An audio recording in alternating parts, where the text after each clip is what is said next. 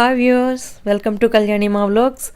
ఈరోజు మనకు తెలియని ఒక కొత్త రకం గింజ గురించి చెప్తాను. ఇది మీలో ఎంతమంది చూసుంటారో నాకు తెలియదు, కానీ నేను ఇదే ఫస్ట్ టైం చూడటం. దీని పేరు సింగాడా, హిందీలో.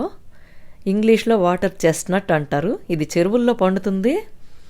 యూపీ, బీహార్, బెంగాల్ అటువైపు చెరువుల్లో ఎక్కువగా ఉంటుంది. మన దగ్గర నేను ఎక్కడ చూడలేదు. సో దీన్ని కట్ చేస్తే ఇలాగా లిటిల్ హార్ట్స్లా ఉంటుందన్నమాట. మన పచ్చి జీడిపప్పు ఎలా ఉంటుందో అలాగే చాలా డెలికేట్గా ఉంటుంది. ఇది కొంచెం తీపి టేస్ట్ ఉంటుంది. సో ముదిరిందైతే ఇలా పింక్ కలర్ తక్కువ వస్తుంది అనమాట. సో మనం అన్నీ ఇలాగా కట్ చేసుకొని ఉంచుకోవాలి. శుభ్రంగా క్లీన్ చేసుకొని దీంతో స్వీట్ కూడా చేయొచ్చు, కానీ మనం ఇప్పుడు మసాలా కర్రీ చేస్తున్నాం.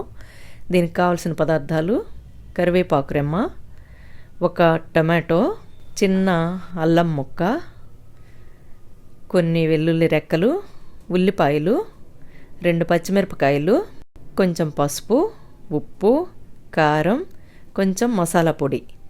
సో వీటితో మనం మంచి మసాలా కర్రీ తయారు చేద్దాం. ముందుగా దీనికి ఒక జార్ తీసుకొని అందులో పచ్చిమిరపకాయలు, అల్లం ముక్కలు కట్ చేసి వేసుకోవాలి, ఉల్లిపాయలు, ఇంకా వెల్లుల్లి రెక్కలు. ఇవి ఒక్కసారి మిక్సీ గ్రైండ్ చేశాక అందులో ఈ టొమాటో కూడా వేసుకోవాలి. వీటిని మెత్తటి పేస్ట్ చేసి స్టవ్ మీద కళాయి పెట్టి దాంట్లో కొంచెం నూనె వేయండి, ఎక్కువ అవసరం లేదు. మసాలా కర్రీ అయినా కొంచెం చాలు.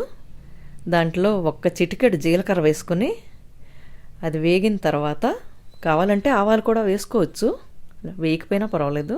ఇప్పుడు కరివేపాకు కూడా మనం వేసుకున్న తర్వాత ఇప్పుడు మనం గ్రైండ్ చేసి పెట్టుకున్న పేస్ట్ ఉంది కదా, ఉల్లిపాయ టమాటో పేస్ట్, అది వేసి చక్కగా వేయించాలి. ఈ టమాటా కట్ చేసినప్పుడు మనకి గింజలు, అందులో జ్యూసు వస్తుంది కదా, అది తీసేయండి. ఎందుకంటే అది పులుపు ఉంటుంది ఎక్కువ. సో అది లేకుండా మనం గ్రైండ్ చేస్తే చాలా టేస్టీగా ఉంటుంది. దీన్ని చిన్న సెగ మీద నూనె తేలేంత వరకు మనం చక్కగా వేయించుకోవాలి.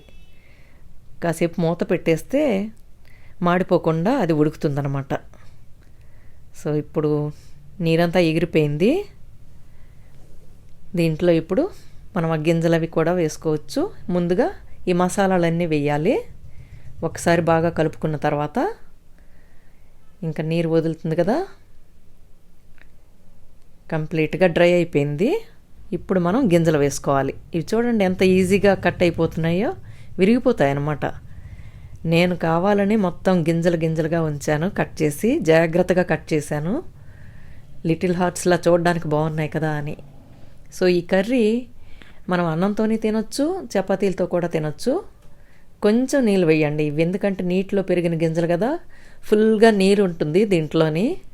చాలా జ్యూసీగా ఉంటాయి. పచ్చివి కూడా తింటారు వీటిని, కానీ మనం ఇక్కడ కర్రీ చేసి తింటున్నాం. ఇది ఫ్రై కూడా చేసుకోవచ్చు ఈజీగా. ఇందులో నేను కొంచెం కసూరి మేతి వేస్తున్నాను, అంటే ఎండిన మెంతాకు ఉంటుంది కదా అది. టమాటో కర్రీ ఏది చేసినా సరే అందులోని కొంచెం మెంతి పొడి వేసేసుకుంటే చాలా బాగుంటుంది, లేదంటే ఇలా కసూరి మేతి వేసుకున్నా కూడా బాగుంటుంది. సో దీనికి కొంచెం నీళ్ళు చాడు, ఎందుకంటే చాలా ఫాస్ట్గా ఉడికిపోతుంది. దీనికి మూత పెట్టి కాసేపు ఉడకనిద్దాం. ఒక 10 నిమిషాల్లో ఇది తయారైపోతుంది. సో ఇది వెరైటీగా ఉంది కదా, మీకు ఎక్కడైనా కనిపిస్తే మాత్రం తప్పనిసరిగా తినండి. ఇందులో కాల్షియం అవి ఎక్కువ ఉంటాయి, ఆరోగ్యానికి కూడా మంచిదన్నమాట. పైల్స్ ఉన్న వాళ్ళకి, ఆస్తమా ఉన్న వాళ్ళకి ఇది చాలా మంచిది.